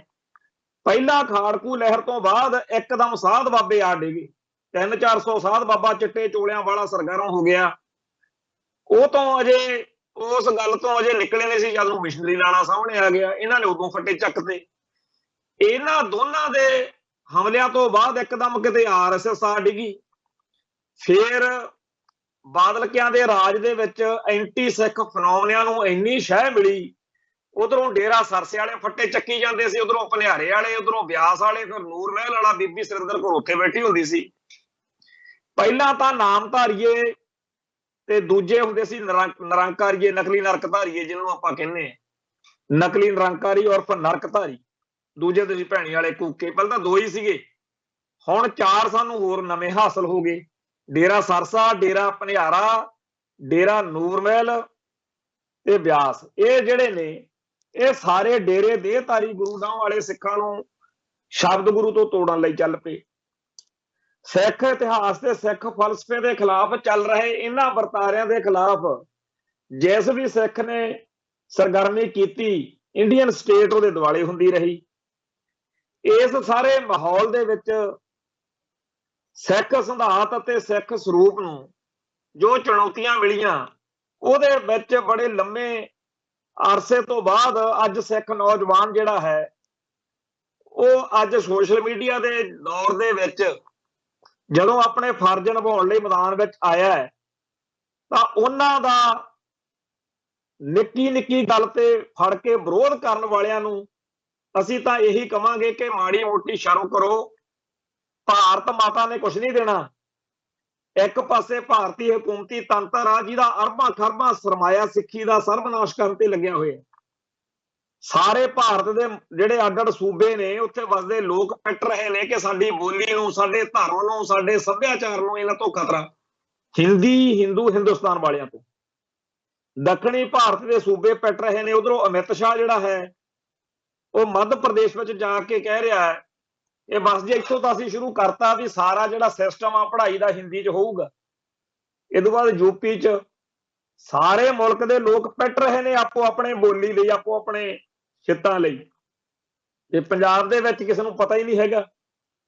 ਪੰਜਾਬ ਦੇ ਵਿੱਚ ਪੰਜਾਬੀ ਸੂਬਾ ਜਦੋਂ ਬਣਾਇਆ ਸੀ, ਜਿਸ ਅਕਾਲੀ ਦਲ ਨੇ ਸੰਘਰਸ਼ ਲੜ ਕੇ ਜਿਹਦੀ ਕਮਾਂਡ ਹੇਠ ਪੰਜਾਬੀ ਸੂਬੇ ਦਾ ਸੰਘਰਸ਼ ਲੜਿਆ ਗਿਆ, ਅੱਜ ਆਹ ਸੁਖਬੀਰ ਬਾਦਲ ਹੁਣੀ ਕਹਿੰਦੇ ਅਸੀਂ ਉਹਦੇ ਵਾਰਸਾਂ। ਜੇ ਵਾਰਸ ਹੁੰਦੇ ਤਾਂ ਸਭ ਤੋਂ ਪਹਿਲਾਂ ਇਹਨਾਂ ਨੇ ਖੰਡਾ ਖੜਕਾਇਆ ਹੋਣਾ ਸੀ ਵੀ ਭਾਈ ਅਸੀਂ ਪੰਜਾਬੀ ਬੋਲੀ ਦੇ ਆਧਾਰ ਤੇ ਬਣੇ ਹੋਏ ਸੂਬੇ ਦੇ ਵਿੱਚ ਪੰਜਾਬੀ ਜਾਂ ਅੰਗਰੇਜ਼ੀ, ਆ ਜਿਹੜਾ ਹਿੰਦੀ ਵਾਲਾ ਇੱਥੇ ਢੰਡਮਾ ਲਿਆਉਣ ਨੂੰ ਫਿਰਦੇ ਆ, ਸਾਨੂੰ ਮਨਜ਼ੂਰ ਨਹੀਂ। ਅਸੀਂ ਚਾਹੁੰਦੇ ਆ ਕਿ ਪੰਜਾਬ ਦੇ ਸਾਰੇ ਮੈਡੀਕਲ ਕਾਲਜਾਂ ਦੀ ਤੇ ਹੋਰਨਾਂ ਥਾਵਾਂ ਦੀ ਜਿਹੜੀ ਪੜ੍ਹਾਈ ਆ ਉਹ ਅੰਗਰੇਜ਼ੀ ਜਾਂ ਪੰਜਾਬੀ 'ਚ ਹੋਵੇ, ਅਸੀਂ ਹਿੰਦੀ ਨਹੀਂ ਚਾਹੁੰਦੇ।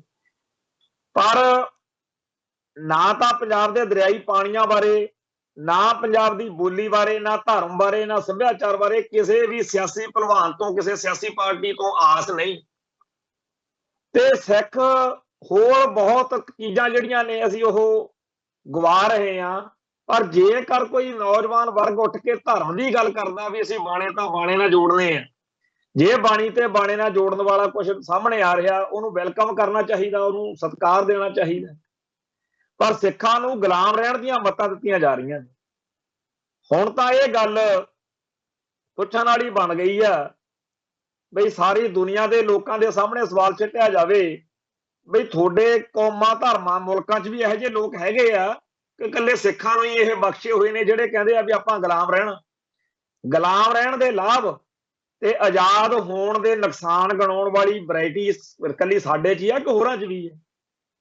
ਖੈਰ ਸਾਨੂੰ ਸਾਡੀ ਕੌਮ ਦੀ ਨੌਜਵਾਨ ਜਿਹੜੀ ਸ਼ਕਤੀ ਆ ਉਹਦੇ ਉੱਭਰਨ ਤੇ ਬਹੁਤ ਵਧੀਆ ਲੱਗਿਆ।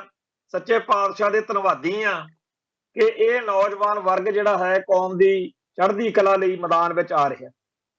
ਬੀਤੇ ਲੰਮੇ ਅਰਸੇ ਤੋਂ ਬਹੁਤ ਸਾਰੀਆਂ ਸਿੱਖ ਸ਼ਖਸੀਅਤਾਂ, ਸਿੱਖ ਜਥੇਬੰਦੀਆਂ ਜਿਨ੍ਹਾਂ ਨੂੰ ਇਸ ਨੌਜਵਾਨ ਉਭਾਰ ਵਾਂਗੂ ਹੀ ਟਾਰਗੇਟ ਕੀਤਾ ਜਾਂਦਾ ਰਿਹਾ, ਉਹ ਆਪਣੀ ਸ਼ਕਤੀ ਤੇ ਸਮਰੱਥਾ ਅਨੁਸਾਰ ਕੰਮ ਕਰਦੀਆਂ ਰਹੀਆਂ ਨੇ। ਪਹਿਲੋਂ ਬਹੁਤ ਸਾਰੀਆਂ ਜਥੇਬੰਦੀਆਂ, ਸ਼ਖਸੀਅਤਾਂ, ਪਰ ਹੁਣ ਜਿਹੜਾ ਅੱਜ ਦੇ ਸਮੇਂ ਦੇ ਵਿੱਚ ਭਾਈ ਅਮਰਤਪਾਲ ਸਿੰਘ ਖਾਲਸਾ ਦੇ ਆਉਣ ਤੋਂ ਬਾਅਦ ਉਭਾਰ ਹੋਇਆ, ਇਹਨੂੰ ਅਸੀਂ ਜੀ ਆਇਆਂ ਵੀ ਕਹਿੰਦੇ ਆ। ਤੇ ਅਸੀਂ ਦੁਨੀਆ ਭਰ 'ਚ ਬੈਠੇ ਸਿੱਖਾਂ ਭੈਣਾਂ ਭਰਾਵਾਂ ਨੂੰ ਬੇਨਤੀ ਕਰਦੇ ਆ ਕਿ ਆਪੋ ਆਪਣੇ ਪਿੰਡਾਂ ਸ਼ਹਿਰਾਂ ਦੇ ਵਿੱਚ ਆਪਣੇ ਰਿਸ਼ਤੇਦਾਰਾਂ ਨੂੰ ਫੋਨ ਕਰੋ ਤੇ ਸਿੱਖ ਕੌਮ ਦੇ ਅੰਦਰ ਨਵੀਂ ਆ ਰਹੀ ਚੇਤਨਾ ਨੂੰ ਜੀ ਆਇਆਂ ਕਹੀਏ।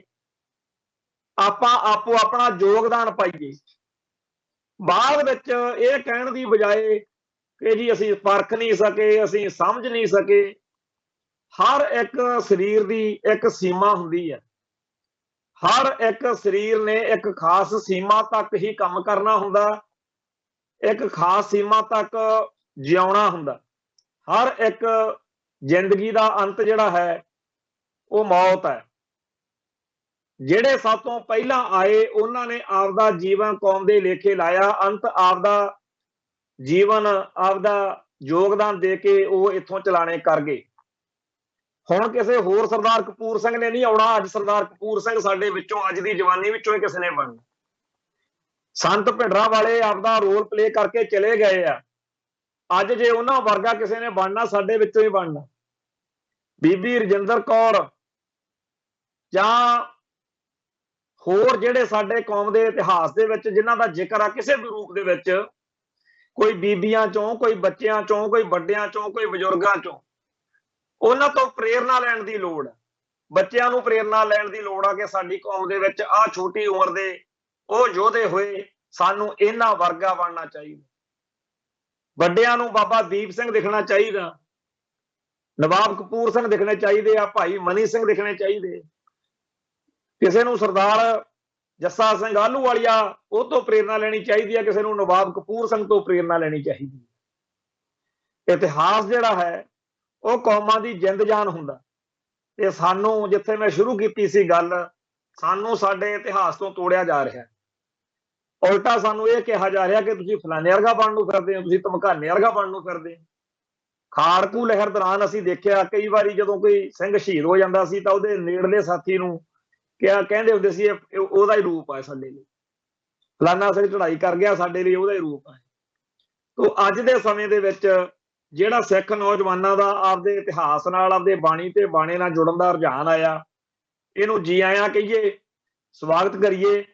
ਤੇ ਜਿਹੜੀਆਂ ਸ਼ਕਤੀਆਂ, ਜਿਹੜੀਆਂ ਤਾਕਤਾਂ ਇਸ ਨਵੇਂ ਉਭਾਰ ਦੇ ਖਿਲਾਫ ਕਮਾਲ ਹੀ ਹੋਈ ਪਈ ਆ। ਤੁਸੀਂ YouTube ਚੈਨਲਾਂ ਤੇ ਕਦੇ YouTube ਦੇ ਉੱਤੇ ਨਜ਼ਰ ਮਾਰ ਕੇ ਦੇਖਿਓ, ਮਾੜਾ ਜਿਹਾ ਲਿਖੀਏ ਤਾਂ ਸਹੀ, ਜਦੇ ਹੀ ਘੱਟੋ ਘੱਟ 300-400 ਮੂੰਹ ਜੇ ਆ ਕੇ ਬਹਿ ਜਾਂਦੇ ਆ ਸਾਹਮਣੇ ਤੇ ਦੇਖਣ ਨੂੰ ਲੱਗਦੇ ਆ ਵੀ ਬੜੇ ਬੀਬੇ ਬਾਲਕ ਨੇ। ਪਰ ਉਹਨਾਂ ਦਾ ਪੂਰਾ ਜ਼ੋਰ ਇਸ ਗੱਲ ਤੇ ਲੱਗਿਆ ਹੁੰਦਾ ਕਿ ਸਿੱਖੋ, ਹਿੰਦੂ ਬੜਾ ਜ਼ਾਲਮ ਆ, ਹਿੰਦੂ ਸਾਮਰਾਜ ਆਪਾਂ ਨੂੰ ਖਾ ਜਾਊਗਾ, ਆਪਾਂ ਇੱਥੇ ਹੀ ਰਹਿ ਕੇ ਜੁੱਤੀਆਂ ਖਾਓ, ਆਪਣੇ ਨਾਲ ਜੋ ਵੀ ਕੁਝ ਹੋ ਰਿਹਾ ਬਸ ਵਧੀਆ, ਇਹਨੂੰ ਪ੍ਰਭੂ ਦਾ ਭਾਣਾ ਮੰਨ ਕੇ, ਮਿੱਠਾ ਕਰਕੇ ਮੰਨ ਲਓ, ਬਸ ਇਸ ਗੁਲਾਮੀ ਦੇ ਗੁਣ ਗਾਓ, ਇਸ ਹਾਲਾਤ ਨੂੰ ਇਉਂ ਹੀ ਕਰਕੇ ਮੰਨ ਲਓ। ਪਰ ਇਹ ਹਾਲਾਤ ਗੁਰੂ ਪਾਤਸ਼ਾਹ ਨੇ ਸਾਡੇ ਉੱਤੇ ਇਸ ਤਰੀਕੇ ਨਾਲ ਨਹੀਂ ਹੈਗੇ ਕਿ ਅਸੀਂ ਇਹਨਾਂ ਨੂੰ ਬਦਲ ਨਹੀਂ ਸਕਦੇ। ਸੱਚੇ ਪਾਤਸ਼ਾਹ ਜ਼ਰੂਰ ਸਾਡੇ ਤੇ ਕਿਰਪਾ ਕਰਨਗੇ। ਇਤਿਹਾਸ ਵਿੱਚ, ਕੌਮਾਂ ਦੇ ਵਿੱਚ ਇਹੋ ਜਿਹੇ ਪਲ ਆਉਂਦੇ ਹੁੰਦੇ ਆ, ਸਾਡੇ ਵੀ ਜੇ ਆਏ ਨੇ। ਖਾਲਸਾ ਜਾਂ ਬਾਗੀ ਹੁੰਦਾ ਜਾਂ ਬਾਦਸ਼ਾਹ। ਸਾਨੂੰ ਆਹ ਜਿਹੜੀ ਅੱਜ ਵਾਲੀ ਸਥਿਤੀ ਆ ਇਹ ਮਨਜ਼ੂਰ ਨਹੀਂ। ਸਿੱਖ ਨੌਜਵਾਨਾਂ ਦੇ ਅੰਦਰ ਆਏ ਹੋਏ ਇਸ ਨਵੇਂ ਉਭਾਰ ਨੂੰ ਜੀ ਆਇਆਂ ਕਹਿੰਦੇ ਹੋਏ ਫਤਿਹ ਅਰਜ ਕਰਦੇ ਆ। ਫਿਰ ਮਿਲਾਂਗੇ ਜੀ। ਨਾਨਕ ਨਾਮ ਚੜ੍ਹਦੀ ਕਲਾ, ਤੇਰੇ ਭਾਣੇ ਸਰਬੱਤ ਦਾ ਭਲਾ। ਵਾਹਿਗੁਰੂ ਜੀ ਕਾ ਖਾਲਸਾ, ਵਾਹਿਗੁਰੂ ਜੀ ਕੀ ਫਤਿਹ।